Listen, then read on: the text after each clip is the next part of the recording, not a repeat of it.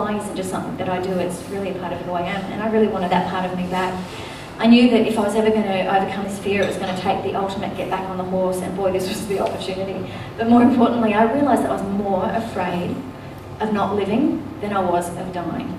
And my fear was paralysing me more than any disability or that I had to deal with. So I knew I had no choice. I had to do this. So it took about 6 or 7 big hefty blokes to lift me up on the top of this tiger moth, and I remember just standing up there. It was really, really high, and I was looking down at this sea of faces, and my heart was going a million miles an hour, and I was standing up there going, oh my gosh.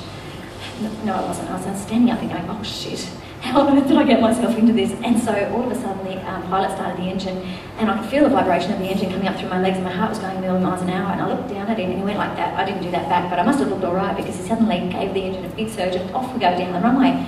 It was a grass strip, so it's really bumpy, so I could feel the ground coming up through my legs and with the engine. And all of a sudden now I've got wind in my hair, and there's so much sensory stuff going on, and my heart was going a million miles an hour. We lined up down the runway, and he absolutely floored it, and there was so much noise and so much wind, and there's all this vibration coming up from my legs, and I closed my eyes. I didn't want to see what was going on, and all of a sudden I realised that I couldn't feel the ground below me, and I also realised that I'd forgotten to breathe. So I took a deep breath, and I felt so much better, and then I opened my eyes, and it was just exactly as Lace had said.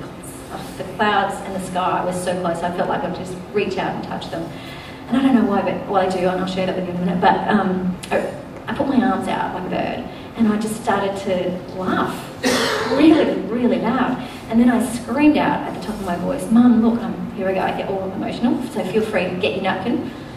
I said, Mum, look, I'm flying, I'm really flying. That's such an exhausting story to tell. And it is emotional for me, because that was the moment, for me, that was the moment that I was reborn. There was no fear after that, and that was time for me to get my wings back. I went back with an old instructor of mine in a fixed wing to see if I was able to operate the controls. And I was pretty excited, because I was able to use my feet on the rudder pedals to keep the aircraft straight as we went down the runway. So I was able to take off, and then I was able to keep it balanced as we were in the air as we came around. And then I landed it beautifully. But I don't know, does any of you fly? Anybody have a fixed wing license? No? No?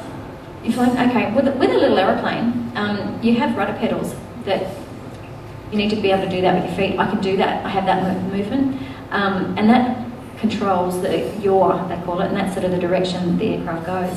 However, on the rudder pedals, it also has a brake, a toe brake, they call it. So you need to be able to push down with your toes, and that basically stops the aeroplane on the runway. So I could land, I just couldn't stop, because I haven't got that movement with my feet. So as we're sort of getting closer and closer and closer to the end of the runway, my instructor took over and applied the brakes. So I knew that was going to be a challenge.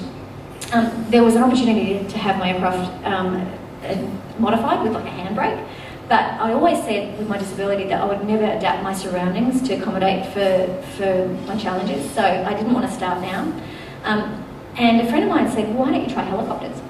And so the goal was to fly. So, and as you remember, as a 5-year-old, that's where the interest started. So I thought, okay. So I signed up for a trial flight at a school, and went with the instructor. He gave me a briefing on how all the controls worked, and we went out to this helicopter, and we took off. He took me to about 1,000 feet, and then he handed over to me, and I tell you what, over the next half an hour, I experienced a freedom that I could only ever imagine existed. I flew that thing up and down and left and right, and I wasn't restricted in any way, not like I am on the ground. So that was it.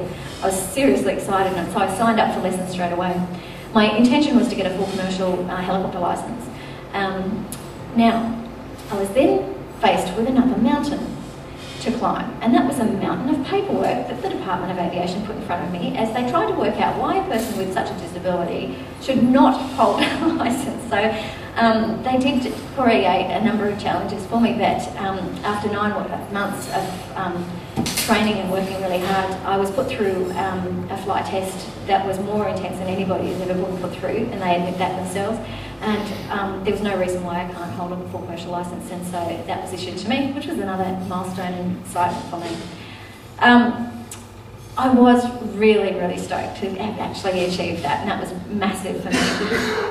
So I wanted to celebrate what I'd done, and I looked through the record books and realised that no female had ever circumnavigated the mainland of Australia in an aeroplane or a helicopter, so I thought, I'm going to be the first.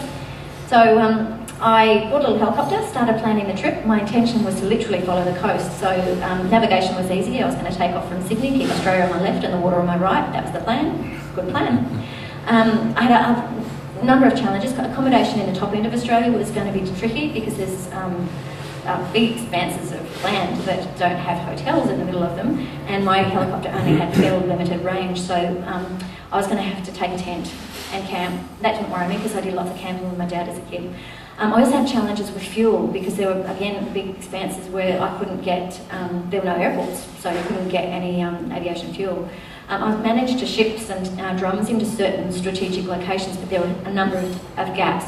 So I managed to get a dispensation on my aircraft so that I could put in MOGAS, which is basically super that we put in our cars. So the idea was to land at petrol stations, and I had a little set of wheels I could put on the skids, and then push the helicopter up to the fuel bowser behind all the cars and put the fuel in, which is exactly what I did.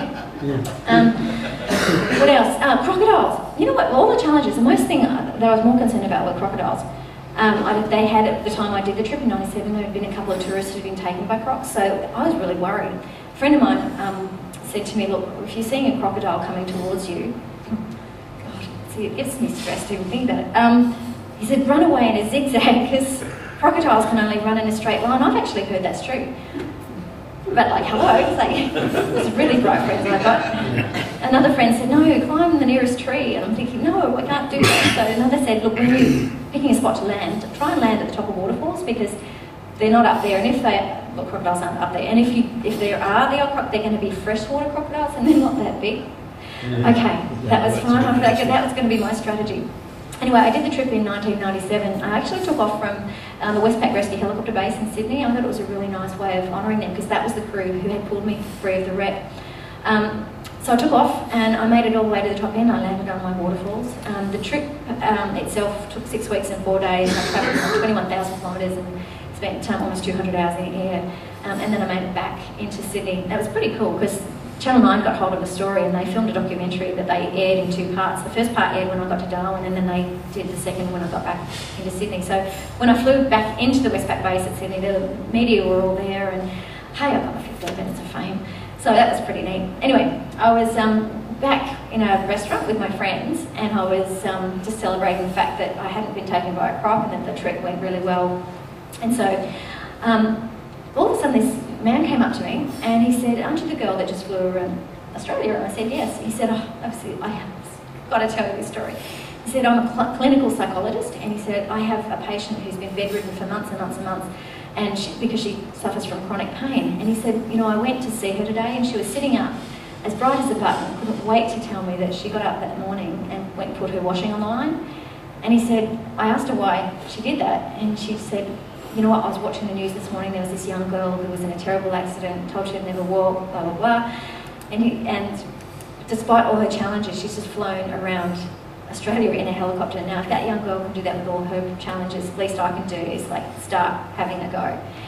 Now, it's a really simple story, I know, but it impacted me so much. It was like a light went on, and all of a sudden I knew where my life had to go. I realised, boy, if I can just share my story and help other people tackle their own challenges, and let's face it, we all have our plane crash at times. It doesn't have to be that dramatic, but life can just be so damn hard sometimes.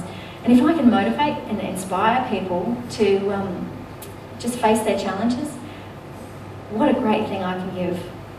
And so that became my life's purpose. And I was so excited. I thought, I need to reach more people. How am I going to reach more people? I thought, I know, I'll write a book. Well, if my old English teacher was in the room, he would tell you that Allana spent more time out of the classroom than in the classroom. And my mother would confirm it because my reports every year, and I had the same English teacher in high school 3 years in a row, the reports always said Allana would do so much better if she'd just stopped talking. I was very disruptive. It got to the point where he'd just look at me and I'd pack my own book up and take myself out of the room. Anyway, just as an adjunct to the story, I actually got to, he's now a principal at a school just out of Sydney, and I got to see him and I got to present to his students, and I also got to tell him, you know that talking thing, that really worked out for me. Anyway, back to the book. Anyway, I don't know how to write a book. I've never written a book. You know, I only went to year 10 in school. I'm not like highly educated, but I thought I've got a story to tell, and I can tell a story. So I thought, where do you start? And I thought, okay, I need a publisher. So I targeted the top 3 publishing houses in Australia. Pan Macmillan was my first choice. So I rang them, just coldly rang them out of the blue. They invited me in for an interview, and so I went in there, and I thought I was just going to see like a junior clerk just to have a chat. Well, I